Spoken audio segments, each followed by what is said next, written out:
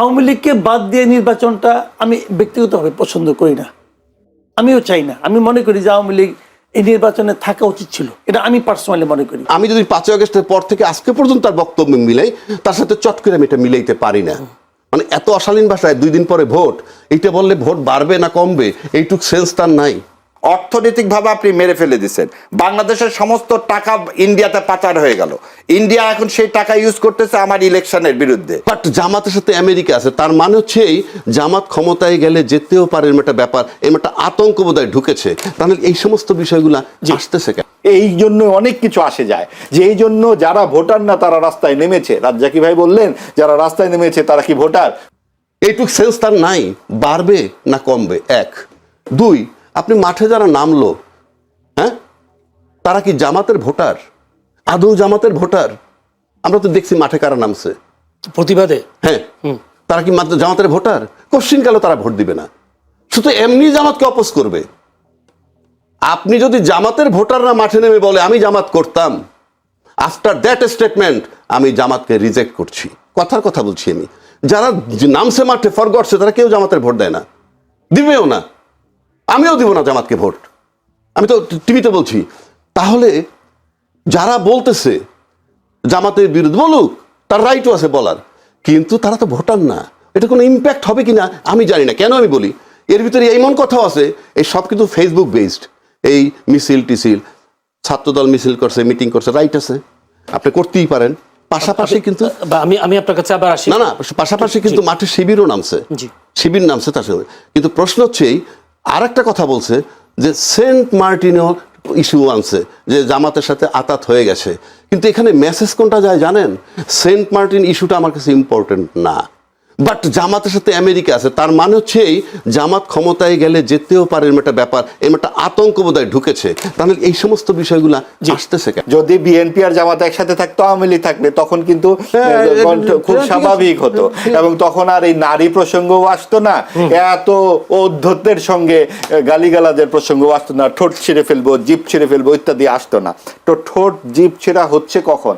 রাজ্জাকি ভাই যখন বললেন জামাত বানাইলেই কি না বানাইলেই কি, কারণ এটা তো ভোটের ব্যাপার ইত্যাদি, বানাইলেই কি বা না বানাইলেই কি, অনেক কিছুই কি, কারণ এটা হচ্ছে সাম্প্রদায়িক রাজনীতি, ধর্মভিত্তিক রাজনীতি একটা দেশকে পেছনের দিকে নিয়ে যায়। ভাই, আমার আল্লাহ তো আমার, আপনার আল্লাহ তো আপনার, ব্যক্তিগত বিশ্বাস ভালোবাসার জায়গা, তার সাথে কি আপনার দেনা পাওনা, হাসরের ময়দানে কি হবে না হবে সেটা তো আপনার আর তার। আমরা কি এই রাষ্ট্রের কাছে বেহেশত চাই?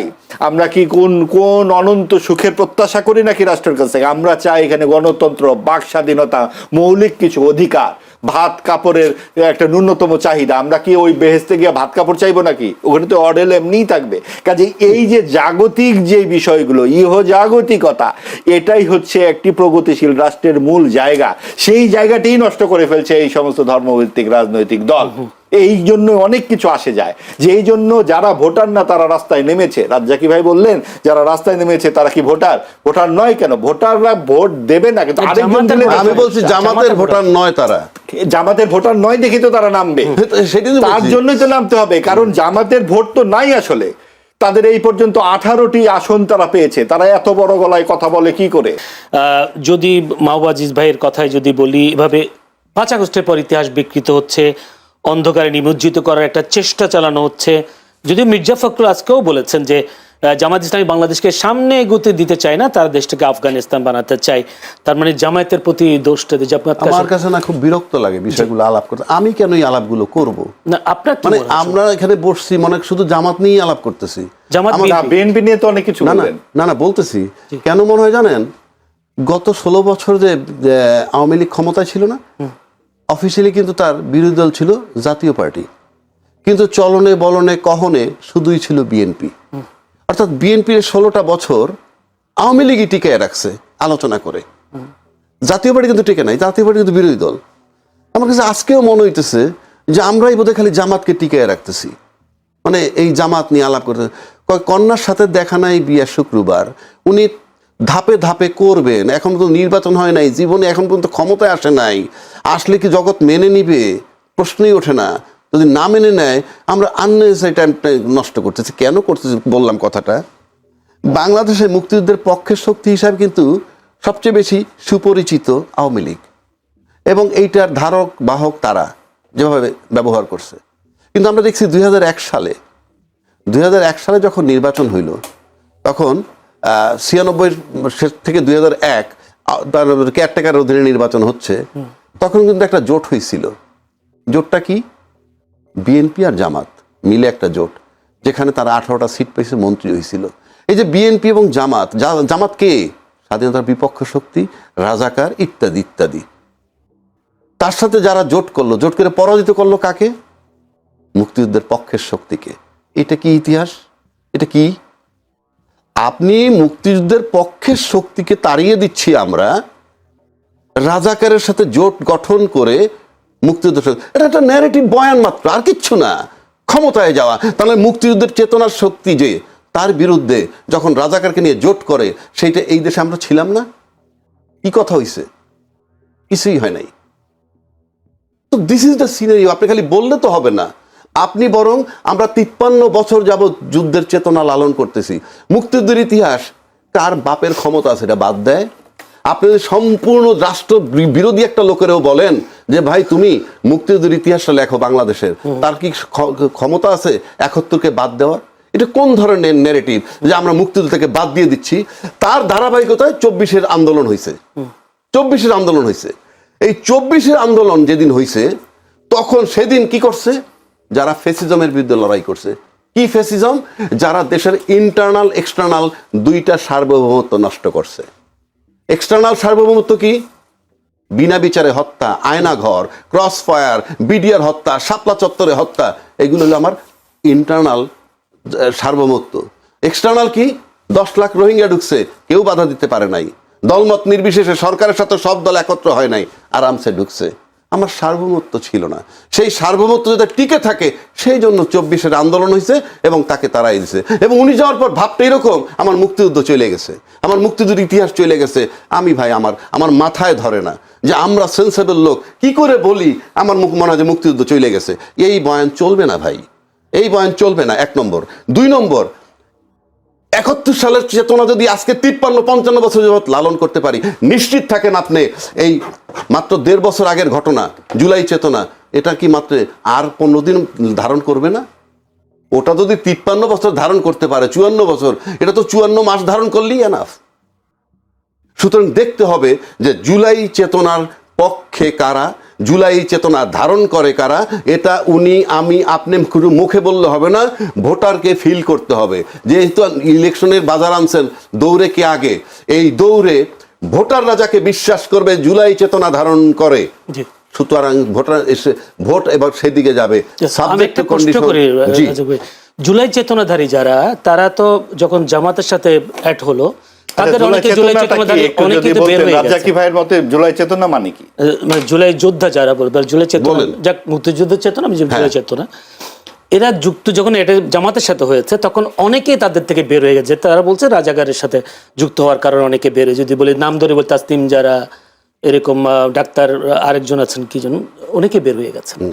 তো জুলাই যোদ্ধারা তাহলে তো এই পক্ষে নেই। আপনি যখন প্রশ্ন করেন যে যারা বের হয়ে গেল কেন, এর উত্তর আমি দিতে পারবো না? আপনি বলছেন ওরা দিবে, আমি দিতে পারবো? আমি পারবো না। তারপরে আমি ধরে নিই, আমি এটা হাইপোথিসিস, যেহেতু আমি অ্যাবসলিউট টার্মে বলতে পারবো না সে কেন গেছে। এক হতে পারে, আমার কাছে যেটা মনে হয়, জুলাই চেতনা যারা ধারণ করে এই ছেলে পেলেগুলো, মানে আমি ছেলে পেলেগুলো সিম্বলিক, কিন্তু দলমত নির্বিশেষে আমরা সবাই ছিলাম, আমরা বলি, আমরা দাবি করি। কিন্তু জুলাই চেতনা অ্যাকচুয়ালি জুলাইয়ের আন্দোলনের, মানে আন্দোলনটার নায়ক কারা বা কারা করছে, ক্রেডিটটা কাদের, সেটা কে বলতে পারবে জানেন? হ্যাঁ, একমাত্র শেখ হাসিনা। কারণ তাকে তাড়ানো হয়েছে, সুতরাং সে জানে যে কারা তাকে তাড়াইছে। আমি আপনি মুখে বলে বক্তব্য কোন স্পষ্ট হয়েছে, তার বক্তব্য তো নাই আমার কাছে। আপনি যেমন ভিকটিম, আপনার হাতটা কেটে ফেলছে একটা কোপ দিয়ে, 5টা আসামি দাঁড়ানো আছে, আপনাকে যদি বলা হয় 5 জনের মধ্যে আসামি আছে, জি আছে, কে দিছে? অমুকে কোপ দিছে। তো আপনি যেটা বলবেন, তো তারাইছে হাসিনাকে, শেখ হাসিনাকে, সেটা সবচেয়ে ভালো বলতে পারবে শেখ হাসিনা। যেমন চাঁদাবাজি নিয়ে কথা হচ্ছে, আমি কি বলতে পারবো যে কে চাঁদাবাজি করে? আপনি চাঁদাবাজি করেন না, মাহবুব ভাই করে না, কে করে? আমি বলতে পারবো? যে ভুক্তভোগীর সাথে জানেন, কিন্তু যে চাঁদা দেন একমাত্র সে জানেন। সুতরাং আপনি যে চাঁদাবাজি করে যে যে দেয় চাঁদা সে জানে। আপনি নিশ্চিত থাকেন বাংলাদেশে 70-80 লক্ষ স্পট থেকে চাঁদা তোলা হয়, জি। এবং তাতে অন্তত 1-1.5 কোটি লোক ইনভলভ আছে ওই জায়গাগুলায়। এই 1-1.5 কোটি লোকের কাছ থেকে যারা চাঁদা নেয়, হ্যাঁ, তারা ভোট দিবে না। যারা চাঁদাবাজ তাদেরকে বল, চাঁদাবাজ কি আমার জানার দরকার নাই, জি। কিন্তু ওরা জানে চাঁদাবাজ কারা। একইভাবে জুলাই চেতনা ধারণ করে কারা, সেটা ভোটাররা বিবেচনায় নিবে, আমি আপনি না। ভোটাররা যাকে বিশ্বাস করবে জুলাই চেতনার পক্ষে, ভোট সেদিকে যাবে, এবং সেদিকে যায়, যদি যাইতে থাকে কনস্ট্যান্ট, এবং এটা যদি মনে হয় যে কেউ বুঝতে পারে, তাহলে জুলাই চেতনায় ভোট যার পক্ষে যাবে সে যখন বুঝবে আমি বিজয়ী হচ্ছি, আর যে বুঝবে তার পক্ষে যাচ্ছে না, সে হারতেছে, সেটা নিয়ে যদি কেউ লড়াই করতে চায়, মারামারি কাটাকাটি, সেটা ভিন্ন চাপ। যেহেতু দুই দলের প্রধান, বিশেষ করে যদি বিএনপি চেয়ারম্যান এবং একই সাথে জামায়াতের আমি, দুই দলের প্রধানের একটি কথা বারবার উঠে আসে, দুর্নীতির বিরুদ্ধে কঠোর অবস্থান এবং সেই সাথে আইন শৃঙ্খলায় পরিস্থিতির নিয়ন্ত্রণ, এইসব বিষয়গুলো বেশি উঠে আসছে। ফ্যামিলি কার্ড, কৃষি কার্ড এবং সেই সাথে জামায়াতের সোশ্যাল স্মার্ট কার্ড, এই বিষয়টাও আসছে জনগণের কাছে, ভোটের কাছে। এই যে প্রতিশ্রুতিগুলো কতটা বাস্তবায়নযোগ্য করতে পারবে বলে মনে হয় যে নতুন বাংলাদেশে 24 পরবর্তী? দেখেন, প্রতিশ্রুতি খুব ভালো জিনিস, মানুষকে লোভ দেখানো হয় আর কি। এখন বাস্তবায়ন কতটুকু করা যাবে এটা আগে ভাগে কিন্তু আমি বলতে পারবো না। এই কারণে যে এক একটা পার্টির তো এক এক ধরনের ক্যারেক্টার। যেমন আমার মনে আছে আওয়ামী লীগ যখন ক্ষমতায় আসে, তারা 10 টাকা সের ধরে চাল খাওয়াবে দিয়েছিল প্রতিশ্রুতি, নিশ্চয়ই কেউ কেউ বিশ্বাসও করেছিল। কিন্তু যখন তারা এটা খাওয়াতে পারলো না, তখন কি কেউ মানে আপনার চাউলের বস্তা নিয়ে দাঁড়াইছে রাস্তায় যে আপনি কেন খাওয়াতে পারলেন না? কেউ বলে নাই। আবার এটা তেমন বেশি হইচই কিন্তু হয় নাই। এগুলো হয় না কেন? যখন তারা এগুলো দেয়, তখনই মানুষ নিজের একটা হিসাব করে নেয় যে এগুলি বলার জন্য কিছু আছে, বলার জন্য বলে এমনি বলে। আবার কিছু কিছু আছে তারা সিরিয়াস থাকে, তো তারা প্রায় সিরিয়াস থাকে না, বলে ও বলছে 20 টাকা দিবে, ঠিক আছে আমি 30 টাকা দেবো। যে টাকা আপনাকে দিতেই হবে না, সেটা 30 কেন 300 বললে সমস্যাটা কি, বলে দিলাম। এখন এই ধরনের প্রতিশ্রুতি আমাদের এখানে চলে। আসলে একজন মানে সামান্য একজন মনে করেন দেশের নাগরিক হিসাবে, একজন ভোটার হিসাবে আমিও তো সরকারের কাছে কিছু চাই। আমি খেলে আমার কথাটা বলি, আমি এটা বহুর জায়গায় বলি, সেটা এখনো বলি। আসলে না, এই দেশের মানুষ গভর্নমেন্টের কাছে তেমন কিছু চায় না।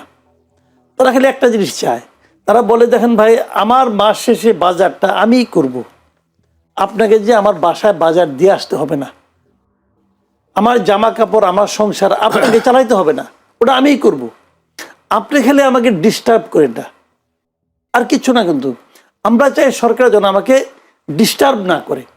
আনফর্চুনেটলি সরকার আমাদেরকে ডিস্টার্ব করে। আমি একটা এক্সাম্পল দিয়ে বলি আপনাকে। কারওয়ান বাজার থেকে ধরেন, আমি ওখান থেকে আমি জিনিসপত্র কিনলাম, একটা সবজি আমি কিনলাম 80 টাকা কেজি, ঠিক আছে? এই সবজিটা যেখান থেকে আসছে, ধরুন বগুড়ার থেকে আসছে, বগুড়া কিন্তু এটা বিক্রি হয় 40 টাকা কেজি। তো তার সঙ্গে যদি আপনি পরিবহন খরচ ধরেন, তাহলে দাম হতে পারে 45 টাকা কেজি, বড় জোর 50 টাকা কেজি। তো এটা 80 টাকা কেজি হচ্ছে কেন? হচ্ছে এই কারণে মাঝখানে কিছু চাঁদাবাজ আছে, তারা ঘাটে ঘাটে চাঁদা তুলতেছে, রাস্তায় চাঁদা উঠাচ্ছে, এখানে এসে চাঁদা তুলতেছে। এই যে চাঁদাবাজ, এদেরকে নিয়ন্ত্রণ করার দায়িত্ব কার? সরকারের। এদেরকে সরকার নিয়ন্ত্রণ করে না। কেন করে না? কারণ চাঁদার ভাগটা ওনারাও পায়। আমরা তো দেখেছি আগের গভর্নমেন্ট চলে যাওয়ার পরে যে আসাদুজ্জামান খান কামাল, উনি নাকি এই কারওয়ান বাজার থেকে প্রতিদিন নাকি 1.5 কোটি না 2 কোটি টাকা পাইতেন। তার মানে কি, উনি চাঁদার ভাগ পাইতেন 1.5 কোটি টাকা, ওনাকে দিত, দেওয়ার পর তো ওরা তুলতো আরো বেশি, ওটা নিজেরা ভাগাভাগি করে নিত। তাহলে ফিগারটা যে কোথায় দাঁড়ায়? কারওয়ান বাজারে কিন্তু এন্ড পয়েন্টে, যেখান থেকে গ্রাহকরা কিনবে, ওইখানে এই অবস্থা। সারা রাস্তায় কি হতো? তো এই পুরা জায়গাটা কে চাইলে নিয়ন্ত্রণ করতে পারে? সরকার চাইলে পারে। আমি সরকারকে গেলে এটি বলতে চাই যে আমাকে আপনি 40 টাকা সবজি 80 টাকায় কিনতে বাধ্য করেন না। আপনি করতেছেন।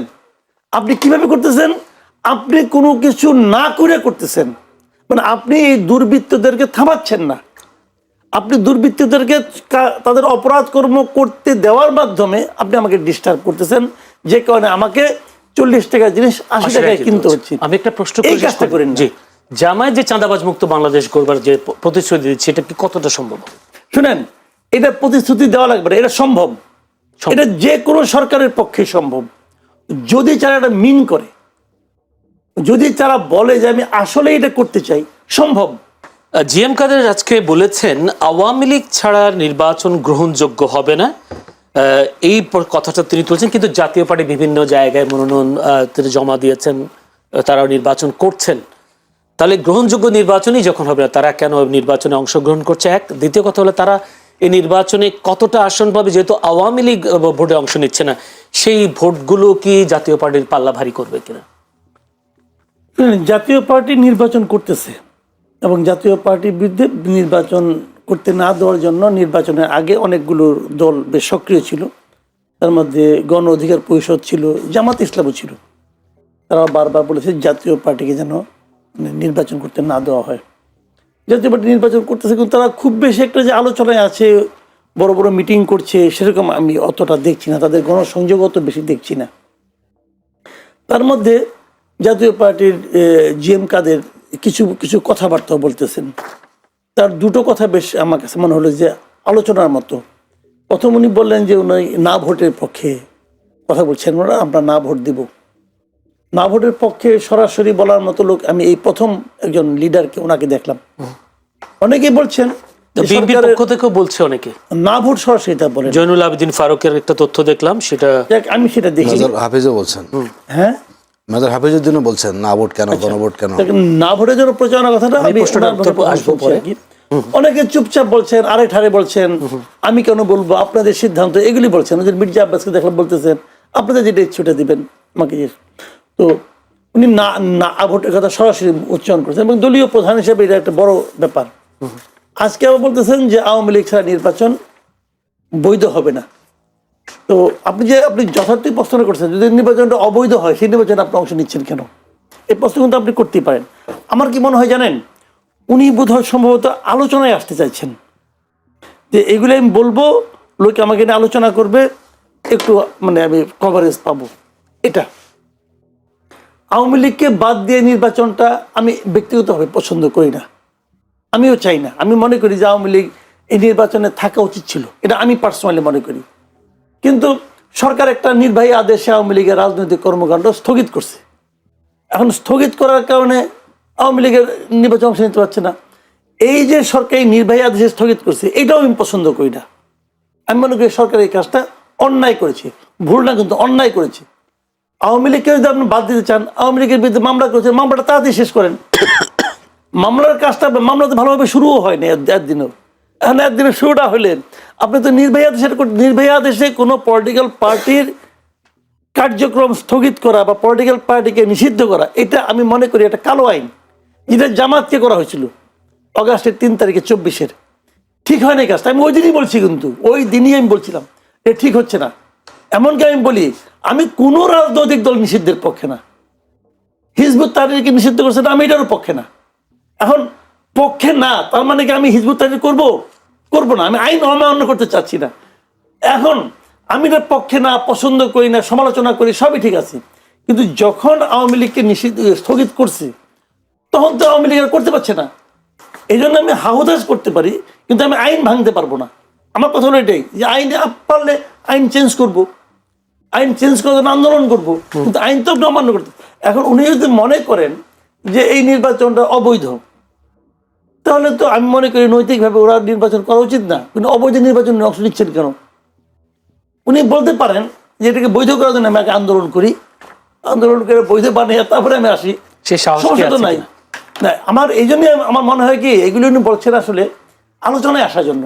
আচ্ছা, পরিষ্কার। আমরা একটা প্রশ্ন, যেহেতু আমি বলি এটা একটা কথা, যদি এই আলোচনা এই কথা না বলতেন তাহলে কি এই আলোচনাটা আপনি প্রশ্ন আমরা করতেন? আপনি করতেন না। একটা প্রশ্ন করি, সেটা হচ্ছে জোরালো অবস্থান দেখছি না গণভোটে, বিশেষ করে বিএনপির পক্ষ থেকে। আপনি নিজেও বলেছেন কেউ কেউ না পক্ষেও কাজ করছেন, কিন্তু যদি না কোনো কারণে বিজয়ী হয়, দেশে আওয়ামী লীগ ফিরে আসছে কিনা, আওয়ামী লীগ যদি ফিরে আসে তাহলে দেশের অবস্থা কি হবে, বা যারা এতদিন হায়ের পক্ষে ছিল তাদের অবস্থা কি হতে পারে? না বিজয়ী হওয়ার সঙ্গে আওয়ামী লীগের ফিরে আসার কোনো সম্পর্ক নেই। না, আওয়ামী লীগ যে কোনো সময় ফিরে আসতে পারে। আওয়ামী লীগ তার শক্তি থেকে আসবে, এটা পলিটিক্যাল পার্টি তো। এই দেশে তো আওয়ামী লীগের প্রচুর লোক বিভিন্ন জায়গায় আছে, এখনো আছে। একসময় মারা গেছে। যে লোকগুলো আওয়ামী লীগকে ভোট দেয়, যে লোকগুলিকে আওয়ামী লীগকে ভালোবাসে, যে লোকগুলিকে বঙ্গবন্ধুকে ভালোবাসে, এই লোকগুলো কি সব করবো নাকি? এই যে উড়ে গেছে বাতাসে, উড়ে তো যায় না, তারা এই দেশে আছে। তো তারা তাদের মতোই আছে, এবং তাদের সংখ্যা একদম কম না, অনেক। তাদের সংখ্যা অনেক, তাদের সংখ্যা যে অনেক, এটা তো বিএনপি এবং জামাতের কথাবার্তা শুনলেই বোঝা যায়। তারা তো এই অনেকদেরকে তাদের কাছে কিছু আনতে চায়, কাজেই তারা যে কোনো সময় ফিরে আসতে পারে। অনুকূল পরিবেশ হলেই তারা ফিরে আসবে। এখন অনুকূল পরিবেশ, আমি যেটা মনে করি, আমি এই মুহূর্তে আমার যেটা অপিনিয়ন আর কি, পার্সোনাল অপিনিয়ন, আমার বিবেচনায় আওয়ামী লীগের সবচেয়ে বড় সমস্যা হলো এখন শেখ হাসিনা নিজে। উনি যতদিন থাকবেন ততদিন আওয়ামী লীগ বিকল্প নেতৃত্বের কথা ভাবতে পারবে না। এবং আওয়ামী লীগের এই যে একটা সুবিধাভোগী গ্রুপ, যে গ্রুপগুলি বিদেশ চলে গেছে, বেসিক্যালি আওয়ামী লীগের বিভিন্ন পদে ছিল, মন্ত্রী ছিল, আওয়ামী লীগের সুবিধাভোগী যারা আছে, তাদের হাতে তো বিপুল পরিমাণ টাকা, দেশের সম্পদ তো প্রায় প্রায় বলতে গেলে পুরোটাই তারা লুটে নিয়ে চলে গেছে। তো ওই টাকাগুলি তো আছে তাদের কাছে, তারা ওখান থেকে কিছু কিছু টাকা ছাড়বে, এখানে একটা ডিস্টার্ব করবে, এখানে একটা ঝামেলা করবে, করতে পারবে। 23 জানুয়ারি সেই বক্তব্য তো দিয়েছেন শেখ হাসিনা, অডিও বক্তব্য বলেছেন নির্বাচনকে বন্ডুল করবার জন্য, নির্বাচনকে বিঘ্ন করবার ভাই, জন্য। ওই বক্তব্যের আমার কাছে কোনো গ্রহণযোগ্যতা, ওই বক্তব্যের আমি পাত্তা দিই না। জি, ওই ওগুলো বক্তব্য কইরা ওই বক্তব্য দিয়ে যদি থাকতে পারতো, তাহলে তো 2024-এর 5 আগস্টই পারতো, বলো না কেন?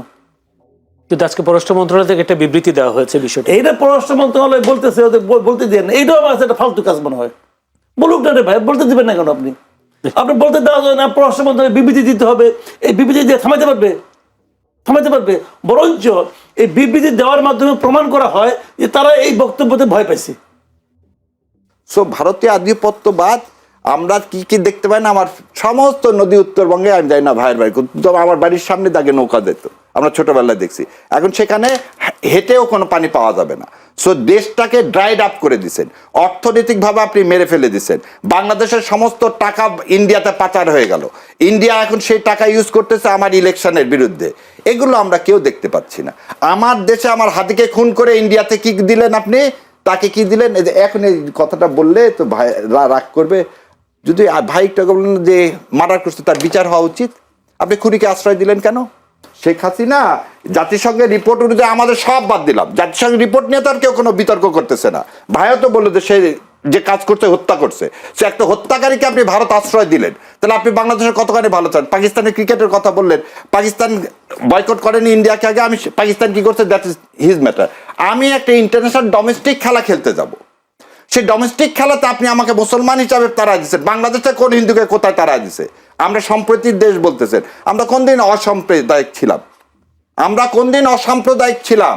আপনি যে 70 সালে এলএফও করলেন, আওয়ামী লীগ তার ম্যানিফেস্টোতে দিলেন কি ইসলাম বিরোধী কোনো কিছু করবো না, তখন কোনো সমাজতন্ত্র ধর্মনিরপেক্ষতা কোথায় ছিল? 70 সালে ভোট করলেন কার ভিত্তিতে? মানুষকে আপনাকে ম্যান্ডেট দিছে এগুলো করার? আপনি 72 সালে যে সংবিধান করলেন, এই ওই জন্য বললাম যে একদিন মুক্তিযুদ্ধ এবং সংবিধান নিয়ে আসে, যেদিন যে আমি দেখায় দিব যে কোন দিন হইতে। শুনেন, আমরা বলতেছেন আমাকে একটু শেষ করতে দাও, আপনার সবাই বলতে পারিনি তো ভাই, আপনার সবাই একবার আমি গুণাক্ষরে ইয়া করি, আমাকে বলতে দেন, কারণ সত্য কথা শুনতে হবে ভাই।